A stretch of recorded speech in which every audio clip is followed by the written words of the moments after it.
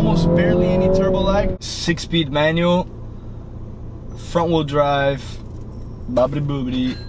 Let's go.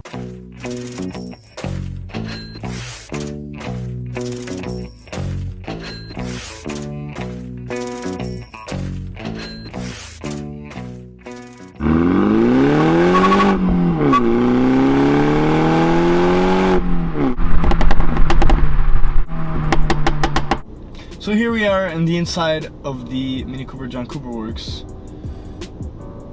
It's nice. It's an updated version of what everybody is already familiar with. You have the same sort of design steering wheel. You have the gear lever that's basically the same. Little updated AC unit controls. A big difference is the window controls are now on the door instead of on this little center console. You still have your toggle switches up top for your sunroof. What is this? The little dome lights, which are LED. I think they're LED. Oh, what's up? Another Mini Cooper carrying surfboards on top. Paddleboard. And it's wrapped in pearlescent color.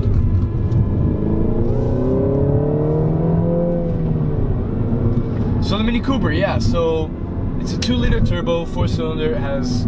This is a John Cooper Works, so it's not 186 horsepower. It's a little bump in power. I believe it's like around 220, I want to say, and a bump in torque. Front-wheel drive, 6-speed manual.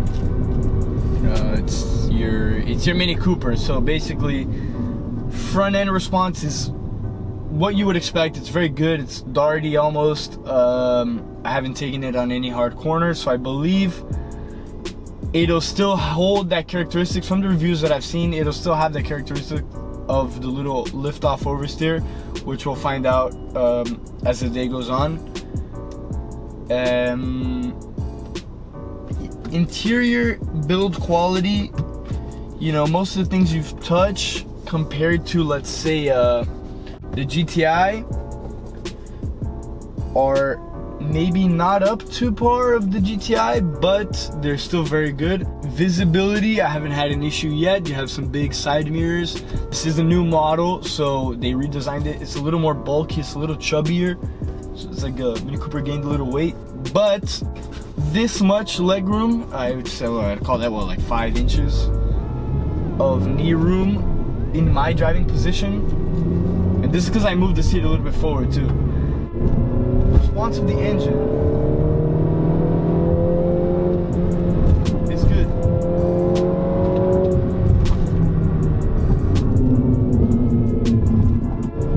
There's barely any turbo. Let's see it, this board right here. Yeah, okay, so you hear you feel the car rotating a little bit. I didn't put it on the brakes, so if I would have pressed on the brakes a little bit, I'm sure the rear would have slid out a little more, but I felt the car rotating. There is no limited slip diff, so it is an open diff, but you know, I mean, in everyday situations, I'm sure you won't feel the need for a limited slip diff. You turn traction off because there's not even that much power to be like, whoa, my God, I need traction. So one of those clutch biting point is kind of tricky to get, but I'm sure once you buy the car, you'll get used to it. Other than that, the infotainment system is really good. It's basically like an iDrive. I'd say it's better than the VW infotainment system, which is also good, but this is more, you know, along the lines of an iDrive. So basically you're in a BMW. Obviously this is made by BMW. Mini Cooper was bought by BMW. So you have a lot of, I wouldn't say switch gear, but you know, feel, kind of look a little reminiscent of BMW. What else is going on here? Oh, the car is fitted, I think, with an Akrapovic exhaust because this is the carbon edition. So it has some carbon fiber tips. I think they're Akrapovic, but there is a John Cooper Works badging on it. When I say there's no turbo lag, it's straight up.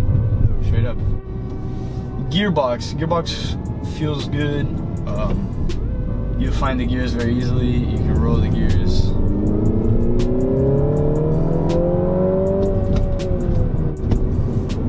So what does the car like to drive? I've been driving it for about half an hour. Suspension feels good. I'm in sport mode now. What that does is that it stiffens up the dampers. It makes the accelerator response a little more sensitive. And I believe the steering is, oh my god, traffic everywhere, Jesus. So yeah, the steering is electrically assisted.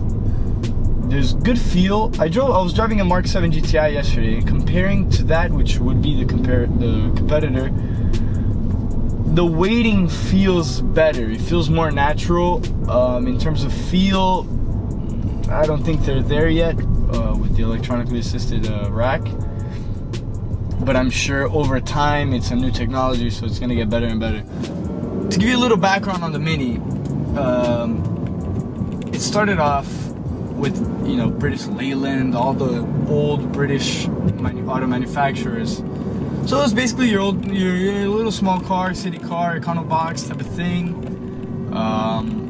Then the Cooper came around, thanks to John Cooper.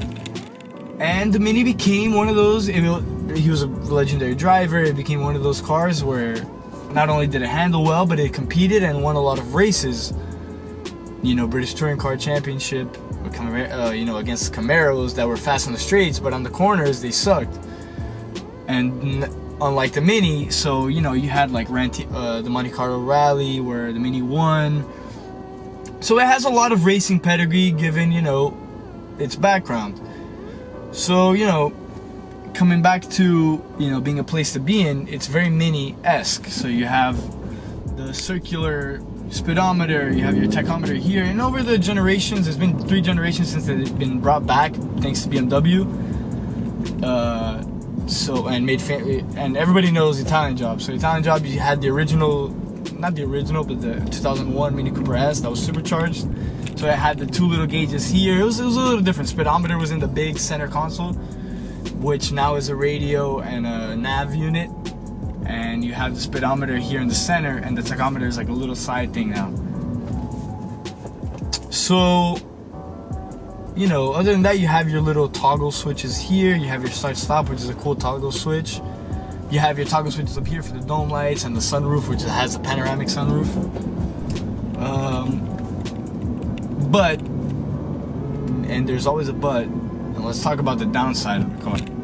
So, the Mini Cooper John Cooper Works starts off at $30,000, and this one came out to $38,000 for a Mini Cooper.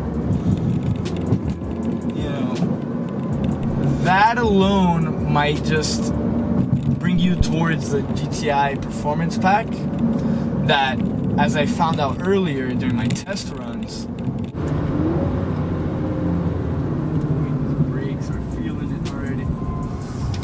lost brakes a little bit. Can you believe that? In terms of braking, that car outperforms this one tenfold because that one has the Golf R brakes. But, you know, when is the owner of a John Cooper Works Mini gonna be hauling ass the way I was to test out the brakes? Never. So, but either way, you know, the feel of the Golf R brakes is just way better compared to this one. In terms of drivability, heeling in tow is very easy.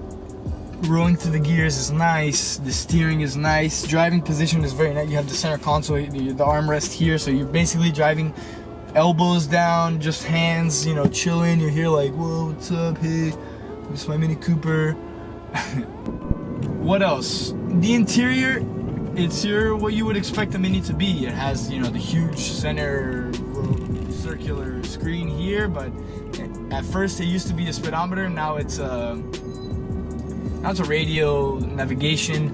Basically, it has the iDrive system from BMW. Obviously, this is a Mini Cooper built by BMW, or after BMW acquired the company back in like 2000.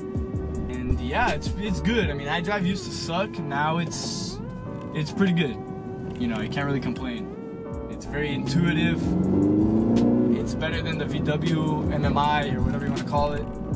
I love the exhaust, the valve that gives you the pop-pops. Who doesn't love fucking backfire? Bah! You know, like you downshift with the auto rev matching and it just goes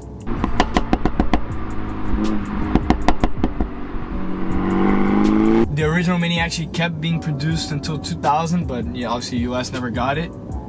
Except for in the Italian job where Charlize Theron had one, which that gray market import. But the gray market import, you know, I've seen a couple.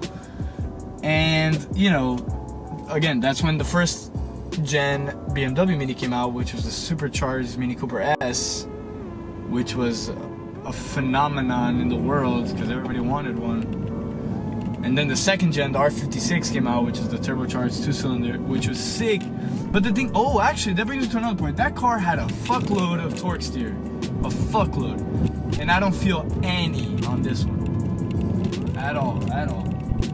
Which is obviously a good thing. Seeing that Mini Cooper actually spent their time R&Ding that torque steer out of the equation. And yeah, man, I mean, the car is good. The car is good. If you really like the Mini and you're willing to pay the price, you know, it's obviously going to be a solid purchase. It's the top of the price bracket in terms of what car it is, its competition. So I mean, you know, it's up to you.